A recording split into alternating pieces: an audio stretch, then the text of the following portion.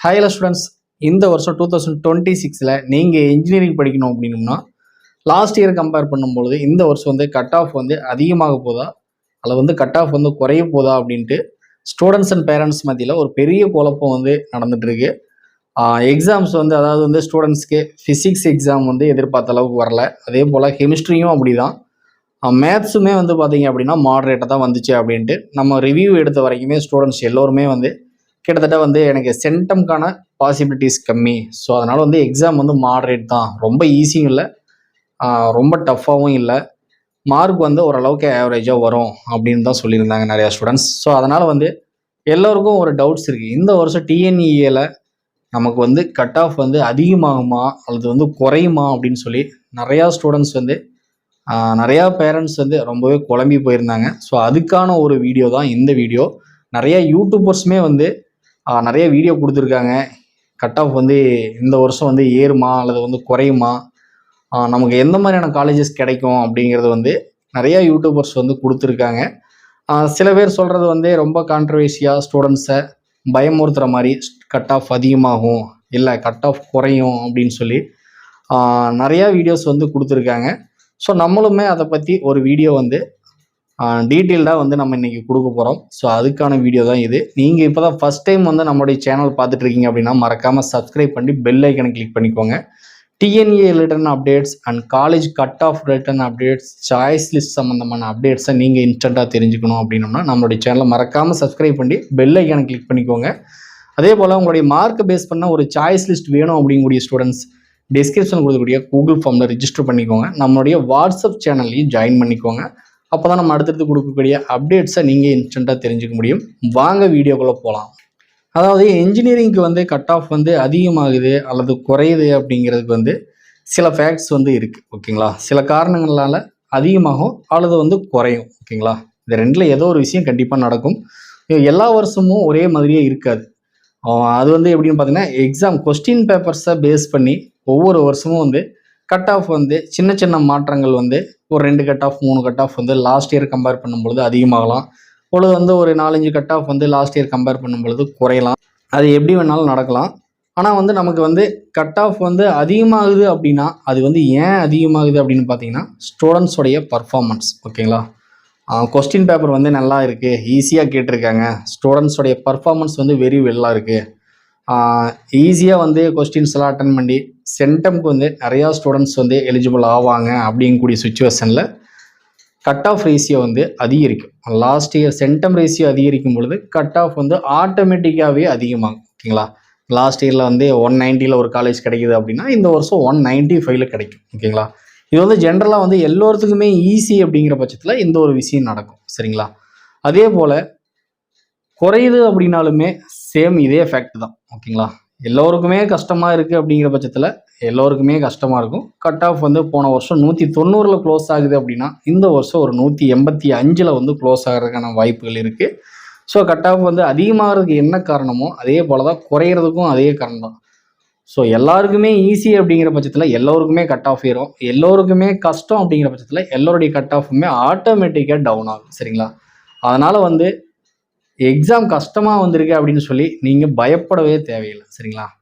ஏன் அப்படின்னு கேட்டிங்கன்னா கட் ஆஃப் வந்து உனக்கு மட்டும் குறைய போகிறது கிடையாது, உங்களோட எக்ஸாம் எழுதின ஒட்டுமொத்த ஸ்டூடெண்ட்ஸுக்குமே வந்து கட் ஆஃப் ஆனது வந்து குறைய போகுது. அதனால் வந்து நீங்கள் கட் ஆஃப் வந்து குறைஞ்சிருச்சு, இந்த கொஸ்டின் வந்து நமக்கு அவுட் ஆஃப் சிலபஸில் கேட்டாங்க, இதை நான் விட்டுட்டேன், ஸோ அதனால் வந்து நான் தான் விட்டுட்டேன் அப்படின்னு சொல்லி நீங்கள் ஃபீல் பண்ண வேணாம். எல்லோருமே அந்த நீங்கள் என்ன தப்பு பண்ணீங்களோ அதை எல்லோருமே அந்த தப்பை தான் பண்ணியிருப்பாங்க. ஸோ கட் ஆஃப் வந்து உங்களுக்கு குறையுது, மார்க் உங்களுக்கு குறையுது அப்படின்னா கண்டிப்பாக எல்லோருத்துக்குமே குறையத்தான் செய்யும், ஓகேங்களா.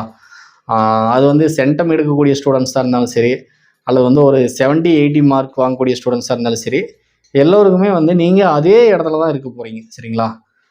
நீங்கள் வந்து டஃப்பாக வந்துருச்சு அதனால் நீங்கள் அந்த கொஸ்டின் அட்டன் பண்ணல, அந்த கொஸ்டின் உங்களுக்கு தெரியல அப்படிங்கிறனால உங்களுக்கு மட்டும் மார்க் குறைய போகிறது கிடையாது, எல்லோருக்குமே அந்த மார்க் வந்து குறைய போகுது, ஓகேங்களா. அதே போல் வந்து பார்த்தீங்க அப்படின்னா கட் ஆஃப் வந்து ஏன் அதிகமாகுது அப்படின்னு கேட்டிங்கன்னா ஸ்டூடெண்ட்ஸ் வந்து எவ்வளோ பேர் வந்து எக்ஸாம்ஸ் முடிச்சுட்டு டிஎன்இஏ இன்ஜினியரிங் வந்து அப்ளை பண்ணுறாங்க அப்படிங்கிறத பொறுத்து கட் ஆஃப் ஏறுறதுக்கான வாய்ப்புகள் இருக்குது, ஓகேங்களா. அதாவது டிஎன்இஏ இன்ஜினியரிங்கில் ஒரு 2 லட்சம் சீட்ஸ் தான் வந்து அலாட் பண்ணுறாங்க அப்படிங்கிற பட்சத்தில் 2 லட்சம் பேர் தான் பார்ட்டிசிபேட் பண்ண முடியும் அப்படிங்கக்கூடிய இடத்துல 2.5 லட்சம் பேர் வந்து அப்ளிகேஷன் போட்டிருக்காங்க அப்படின்னா கண்டிப்பாக வந்து அங்கே கட் ஆஃப் வந்து இன்க்ரீஸ் ஆகும். சரிங்களா? அப்படி இன்க்ரீஸ் ஆகும் பொழுது டாப்பர்ஸ் மட்டும்தான் டாப் காலேஜஸை எடுக்க முடியும். சரிங்களா? ஸோ கட் ஆஃப் வந்து அதிகமாகும் அப்படின்னோம்னா இது வந்து ஒரு ஃபேக்ட். ஓகேங்களா? அதாவது குறைவான இடங்களுக்கு அதிகமான அப்ளிகேஷன்ஸ் வரும் பொழுது கட் ஆஃப் வந்து ஆட்டோமேட்டிக்காகவே இன்க்ரீஸ் ஆகும். ஓகேங்களா? ஸோ இது ஒரு ஃபேக்ட். அடுத்ததாக பார்த்தோம் அப்படின்னோம்னா சில கோர்சஸ் வந்து ட்ரெண்டிங்கில் போயிட்டு இருக்கும். ஓகேங்களா? அதாவது வந்து இப்போ ஒரு 10 வருஷத்துக்கு முன்னாடி பார்த்தீங்க அப்படின்னா, ஒரு 10-15 வருஷத்துக்கு முன்னாடி பார்த்தீங்க அப்படின்னா, civil engineering, mechanical engineering, triple E இந்த மாதிரியான கோர்சஸ் எல்லாம் பார்த்தீங்கன்னா நீங்கள் டொனேஷன் கட்டினாலுமே சீட் கிடைக்காது. அந்த மாதிரி ஒரு பீக்கில் இருந்துச்சு. அந்த மாதிரி டைமில் வந்து இந்த கோர்சஸ்க்கு அதிக கட் ஆஃப் வந்து தேவைப்பட்டுச்சு.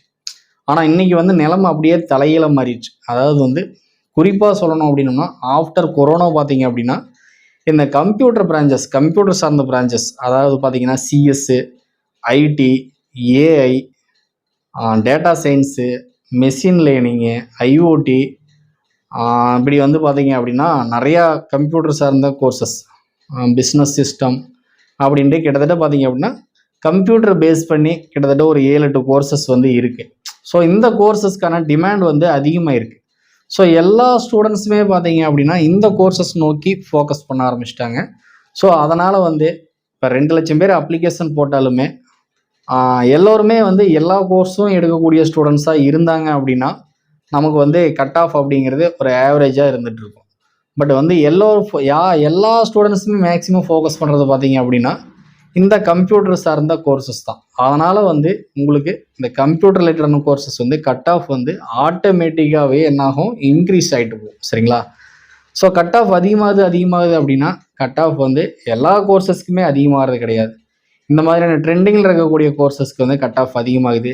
அதுவே நீங்கள் வந்து ஒரு ட்ரிபிள் இ, மெக்கானிக்கல் இந்த மாதிரியான கோர் பிரான்ச்சஸ், சிவில் இன்ஜினியரிங் இந்த மாதிரியான கோர் பிரான்ச்சஸ் எல்லாம் எடுத்து பார்த்தோம் அப்படின்னோம்னா வருஷம் கட் ஆஃப் குறைஞ்சிக்கிட்டே வருது. ஒவ்வொரு காலேஜஸ்லேயும் அவங்களுடைய சீட்டோடைய கவுண்டிங்குமே குறைஞ்சிட்டு வருது. ஸோ அதனால் வந்து இந்த மாதிரியான கோர்சஸ் எல்லாம் நீங்கள் பார்க்கும்பொழுது கட் ஆஃப் வந்து குறைஞ்சிட்டு வருது. வருஷம் குறையிறது வந்து நம்மளால் பார்க்க முடியும். ஸோ நீங்கள் இப்பயுமே வந்து எக்ஸாம் வந்து பயங்கர டஃப்பாக வந்திருந்தாலுமே நீங்கள் இந்த பிரான்ச்சஸ் எல்லாம் நீங்கள் ஒரு டாப் காலேஜஸில் வந்து தாராளமாக எடுக்க முடியும். ஏன்னா இது வந்து யாருமே வந்து அதிகம் வந்து லைக் பண்ணுறது கிடையாது. எல்லாம் எடுத்தால் கம்ப்யூட்டர் பிரான்ச்சஸ் மட்டும்தான். எல்லாருடைய ஃபோக்கஸும் அந்த கம்ப்யூட்டர் கோர்சஸ் மட்டும்தான். அதனால் வந்து கம்ப்யூட்டர் சார்ந்த கோர்சஸ்க்கு வந்து கட் ஆஃப் வந்து ஆட்டோமேட்டிக்காகவே அதிகமாகிட்டு தான் இருக்குது. ஓகேங்களா? அதே போல் பார்த்தீங்க அப்படின்னா என்னுடைய கட் ஆஃப் வந்து ரொம்ப குறைவாக இருக்குது, எனக்கு வந்து சிஎஸ் கிடைக்காதா, எனக்கு வந்து ஐடி கிடைக்காதா, எனக்கு ஏஐ கிடைக்காதா அப்படின்ட்டு நிறையா ஸ்டூடெண்ட்ஸ் வந்து அவங்களுக்கு டவுட் இருந்துகிட்டு இருக்கும். நான் வந்து 180க்கு மேலே எடுத்தால் மட்டும்தான் எனக்கு இந்த கோர்சஸ் கிடைக்குமா அப்படின்னு கேட்டிங்கன்னா அப்படிலாம் கிடையாது. சரிங்களா? உங்களுக்கு நீங்கள் வந்து லாஸ்ட் இயரில் எடுத்து பார்த்தீங்க அப்படின்னா 100 கட் ஆஃப் எடுத்த ஸ்டூடெண்ட்டுக்குமே சிஎஸ், ஏஐ, ஐடி இந்த மாதிரியான கோர்சஸ் கிடைக்கும். அதே போல் 180 கட் ஆஃப் எடுத்த ஸ்டூடெண்ட்ஸுக்குமே சிஎஸ், ஐடி இந்த கோர்ஸ் கிடைக்காம போன காலேஜஸுமே இருக்குது. சரிங்களா? ஸோ இது எல்லாமே நம்ம பண்ணக்கூடிய சாய்ஸ் ஃபில்லிங்கை பொறுத்து தான். உங்களுடைய மார்க்கு பொறுத்து நீங்கள் எப்படி சாய்ஸ் ஃபில்லிங் பண்ணுறீங்க, எந்த காலேஜஸ்க்கு எந்த இடம் கொடுக்குறீங்க அப்படிங்கிறத பொறுத்து தான் வந்து உங்களுக்கு வந்து காலேஜ் வந்து சீட் வந்து அலாட் ஆகும். ஸ்டூடெண்டோடைய பர்ஃபார்மன்ஸ் எப்படி அப்படிங்கிறத பொறுத்து வருஷம் வந்து ஒரு சின்ன மாறுதல்கள் வந்து கட் ஆஃபில் அதிகமாகலாம் குறையலாம் அப்படிங்கிறது எல்லா வருஷமும் நடந்துகிட்டு இருக்கக்கூடிய விஷயம் தான். ஸோ நீங்கள் வந்து டஃப்பாக வந்துருச்சு அப்படின்னு சொல்லி பயப்படவும் தேவையில்லை. ஈஸியாக வந்துருக்குது அப்படின்னு சொல்லி நீங்கள் எனக்கு அந்த காலேஜ் தாராளமாக கிடைச்சிரும் அப்படின்னும் நீங்கள் வந்து சந்தோஷப்பட்டுக்க முடியாது. எப்படியும் உங்களுக்கு ஹெவி காம்படிஷன் இருக்கத்தான் செய்யும். சரிங்களா? ஏன்னா வெறும் 2 லட்சம் சீட்டுக்கு கிட்டத்தட்ட ஒரு 2.5 லட்சம் ஸ்டூடெண்ட்ஸ்க்கு மேலே வந்து போட்டி போட போகிறாங்க உங்கள் கூட. ஓகேங்களா? அதனால் வந்து உங்களுடைய ரேங்க்கு தான் வந்து உங்களுக்கு ரொம்பவே இம்பார்ட்டன்ட். ஓகேங்களா? கட் ஆஃப் அப்படிங்கிறது உங்களுடைய காலேஜ் வந்து இப்போ 180 கட் ஆஃப் வச்சுருக்கீங்க, 170 கட் ஆஃப் வச்சுருக்கீங்க அப்படின்னா உங்களுக்கு வந்து அது எந்தெந்த காலேஜஸ் உங்களுக்கு கிடைக்கிறதுக்கான வாய்ப்பு இருக்குது அப்படிங்கிறது தான் உங்களால் அனலைஸ் பண்ண முடியுமே தவிர எந்த காலேஜில் சீட் கிடைக்கும் அப்படிங்கிறத உங்களால் அனலைஸ் பண்ண முடியாது. சரிங்களா? ஒரு 10 காலேஜஸ் வந்து உங்களால் செலக்ட் பண்ணி வைக்க முடியும். 170 கட் ஆஃப்னா எனக்கு இந்த 10 காலேஜஸ் கிடைக்கும் அப்படிங்கிறத உங்களால் செலக்ட் பண்ணி வைக்க முடியும். ஆனால் கரெக்டாக உங்களுக்கு எந்த காலேஜில் சீட் கிடைக்கும் அப்படிங்கிறது 90% அனலைஸ் பண்ணணும் அப்படின்னோம்னா உங்களுடைய ரேங்க் உங்களுக்கு தெரிஞ்சாகணும். ஓகேங்களா? டிஎன்இஏ கவுன்சிலிங்கில் அப்ளை பண்ண பிறகு உங்களுக்கு ஒரு ரேங்க் கொடுப்பாங்க. ஜென்ரல் ரேங்க்னு சொல்லி ஒரு ரேங்க் ஒன்று கொடுப்பாங்க. அந்த ரேங்க் வந்த பிறகு ஒவ்வொரு காலேஜஸ்லையுமே நீங்கள் அண்ணா யூனிவர்சிட்டியோடைய வெப்சைட் எடுத்து பார்த்தீங்க அப்படின்னா லாஸ்ட் இயர் வந்து சிஎஸ் டிபார்ட்மெண்ட் எனக்கு வந்து இப்போ எக்ஸாம்பிள் வந்து நான் வந்து சிஇஜியில் படிக்கணும் அப்படின்னோம்னா உங்களுக்கு எந்த ரேங்க்குள்ளே இருந்தீங்க அப்படின்னா அங்கே வந்து உங்கள் கேட்டகரிக்கு பிசி கேட்டகரிக்கு என்ன ரேங்க் வேணும் அப்படிங்கிறது இருக்கும். அதே போல் நீங்கள் எம்பிசிக்கு என்ன கேட்டகரிக்கு எம்பிசிக்கு உங்கள் கேட்டகரிக்கு என்ன ரேங்க் இருந்தால் உங்களுக்கு கிடைக்கும், அங்கே சீட் கிடைக்கும் அப்படிங்கிறது வந்து எவ்வளோ சீட்ஸ் இருக்குது அப்படிங்கிறது எல்லாமே வந்து நீங்கள் அந்த அனலைஸ் பண்ணீங்க அப்படின்னா மட்டும்தான் உங்களுக்கு எந்த காலேஜ் கிடைக்கும் அப்படிங்கிறத உங்களால் சூஸ் பண்ண முடியும். ஸோ வந்து ரேங்க் தான் ரொம்பவே இம்பார்ட்டன்ட். சரிங்களா? கட் ஆஃப் வந்து அதிகமாக இருக்குது அப்படின்னா நீங்கள் டாப் ரேங்கிங்கில் வருவீங்க. கட் ஆஃப் வந்து உங்களுக்கு குறைவாக இருக்குது அப்படின்னா நீங்கள் வந்து ஆவரேஜ் ரேங்க்கில் வருவீங்க. அந்த ரேங்க்கை வச்சு நம்ம வந்து நமக்கான காலேஜ் எது அப்படிங்கிறத நம்மளால் ஈஸியாக வந்து சூஸ் பண்ணிக்க முடியும். ஓகேங்களா? 90% வந்து நம்மளால் அனலைஸ் பண்ண முடியும். சரிங்களா? நம்மளுடைய சேனல்லையே பார்த்தீங்க அப்படின்னா ஸ்டூடெண்ட்ஸ்க்கு வந்து எந்த ஒரு கன்ஃபியூஷனும் வரக்கூடாது. நீங்கள் அண்ணா யூனிவர்சிட்டியோட வெப்சைட் எடுத்து பார்த்தீங்க அப்படின்னா கூட உங்களுக்கு வந்து கட் ஆஃப் தான் கொடுத்துருப்பாங்க, ரேங்க்கும் கொடுத்துருப்பாங்க. பட் நீங்கள் அதை வந்து தனித்தனியாக வந்து தேடணும். பட் வந்து நம்ம சேனலில் வந்து பார்த்தீங்க அப்படின்னா சில காலேஜஸ் வந்து நான் கொடுத்துருக்கேன். நம்மளுடைய பிளேலிஸ்ட் எடுத்து பார்த்தீங்க அப்படின்னா தெரியும். இல்லை இனி வரக்கூடிய வீடியோஸில் நம்மளுடைய சேனலை வந்து ஃபாலோ பண்ணீங்க அப்படின்னா உங்களுக்கு தெரியும். ஓகேங்களா? என்ன கட் ஆஃப் வந்து லாஸ்ட் இயரில் க்ளோஸ் ஆகிருக்கு, என்ன ரேங்க் இருந்தால் உங்களுக்கு அந்த காலேஜ் கிடைக்கும், அதே போல் உங்கள் கேட்டகரிக்கு எவ்வளோ சீட்ஸ் வந்து அந்த காலேஜில் கொடுத்துருக்காங்க, அந்த நீங்கள் எடுக்கக்கூடிய கோர்ஸுக்கு எவ்வளோ சீட்ஸ் கொடுத்துருக்காங்க, எதனால் வந்து கட் ஆஃப் வந்து உங்களுக்கு அதிகம் தேவைப்படுது, எதனால் வந்து சில கேட்டகரிக்கு பார்த்தீங்கன்னா கட் ஆஃப் வந்து ரொம்ப குறைவாக இருக்கும். அதாவது வந்து பிசி கேட்டகரி, நான் வந்து பிசி எனக்கு வந்து அதனால் அதிக கட் ஆஃப் வேணும், எஸ்சி ஸ்டூடெண்ட்ஸ்க்கு வந்து கட் ஆஃப் கம்மியாக இருந்தாலே கிடைக்குது அப்படிம்பாங்க. அதுக்கெல்லாம் என்ன காரணம், அவங்களுக்கு எவ்வளோ சீட் கொடுத்துருக்காங்க அப்படிங்கிறது எல்லாமே வந்து நம்ம காலேஜ் வைஸ் டாப் காலேஜஸ்லேருந்து ஒவ்வொரு காலேஜஸாக கொடுத்துட்டு வந்துட்டுருக்கோம். இனி வரக்கூடிய வீடியோலையும் நம்ம கொடுக்க போகிறோம். ஸோ நீங்கள் கட் ஆஃப் வந்து ரேங்கோட நீங்கள் வந்து ஒரு காலேஜோடைய ரேங்க், அந்த காலேஜினுடைய சீட் மேட்ரிக்ஸ் என்ன அப்படிங்கிறது தெரிஞ்சுக்கணும் அப்படின்னா நம்மளுடைய பிளேலிஸ்ட் எடுத்து பார்த்தீங்க அப்படின்னா நீங்கள் ஒவ்வொரு காலேஜஸ்க்குமே தெரிஞ்சுக்கலாம். தொடர்ந்து ஃபாலோ பண்ணீங்க அப்படின்னா அதே போல் ஒவ்வொரு காலேஜஸ்க்குமே நம்ம கொடுக்க போகிறோம். ஸோ உங்களுடைய மார்க் வந்த பிறகு ஒவ்வொரு காலேஜஸ்க்கும் உங்களுடைய கட் ஆஃப் மார்க் வந்த பிறகு நீங்கள் வந்து உங்களுடைய கட் ஆஃப் மார்க் வந்த பிறகு நீங்கள் வந்து அதை செக் பண்ணிக்கலாம். அதே போல் உங்களுடைய ரேங்க் வந்த பிறகு உங்களால் அக்யூரேட்டாக வந்து செக் பண்ணிக்க முடியும். அதே போல் உங்களுக்கு சாய்ஸ் லிஸ்ட் வேணும் அப்படிங்கக்கூடிய ஸ்டூடெண்ட்ஸ் டிஸ்கிரிப்ஷனில் கொடுத்துருக்கூடிய கூகுள் ஃபார்மில் பார்த்து ரிஜிஸ்டர் பண்ணிக்கோங்க. வாட்ஸ்அப் சேனல்லையும் ஜாயின் பண்ணிக்கோங்க. இந்த வீடியோ வந்து உங்களுக்கு ரொம்பவே யூஸ்ஃபுல்லாக இருக்கும் அப்படின்னு நம்புகிறேன். அப்படி யூஸ்ஃபுல்லாக இருந்துச்சு அப்படின்னா கண்டிப்பாக வந்து உங்களுடைய ஃபேமிலி மெம்பர்ஸ் அண்டு 12th முடிச்சுட்டு என்ஜினியரிங் ஜாயின் பண்ண வெயிட் பண்ணிகிட்டு இருக்கக்கூடிய உங்களுடைய ஃப்ரெண்ட்ஸுக்கும் இந்த வீடியோவை ஷேர் பண்ணுங்கள். யாரும் கட் ஆஃப் வந்து குறையும் அப்படின்னு நினச்சி பயப்பட தேவையில்லை.